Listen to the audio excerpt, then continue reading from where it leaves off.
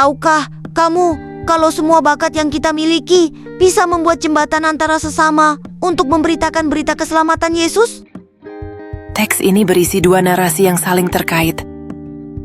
Narasi pertama dimulai dengan kesaksian Yohanes Pembaptis.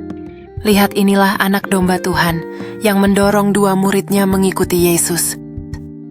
Salah satu murid, yaitu Andreas, setelah bertemu Yesus segera memberitahu saudaranya, Simon, kami telah menemukan Mesias, lalu membawa Simon kepada Yesus. Narasi kedua dimulai dengan Yesus memanggil Filipus. Ikutlah aku. Filipus lalu menemui Natanael dan berkata, kami telah menemukan dia yang disebut oleh Musa dalam Taurat dan oleh nabi-nabi, yaitu Yesus, anak Yusuf dari Nazaret. Ketika Natanael ragu, Filipus tidak berdebat melainkan berkata, mari dan lihatlah. Ia mengundang Natanael untuk mengalami Yesus.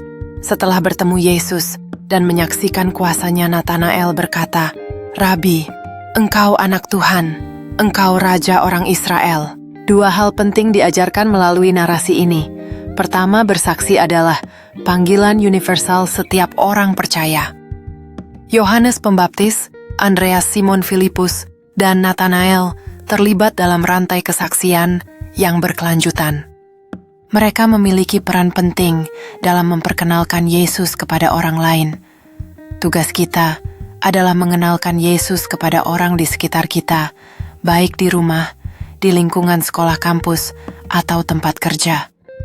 Hendaklah kita berperan aktif, meneruskan rantai kesaksian yang membawa banyak orang kepada keselamatannya. Narasi ini mengajak setiap individu untuk melakukan tindakan berbagi iman mereka. Setiap kesaksian yang dibagikan menjadi jembatan yang menghubungkan orang lain dengan kasih Yesus.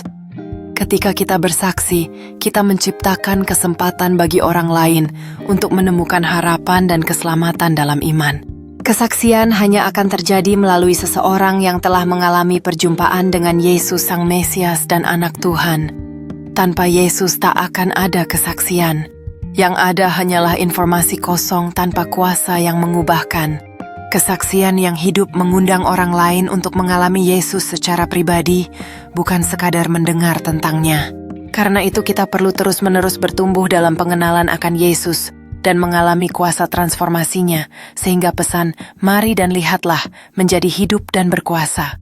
Dengan setiap langkah yang kita ambil menuju pengenalan yang lebih dalam terhadap Yesus, kita mengundang orang lain untuk ikut serta dalam perjalanan iman yang mengubah hidup.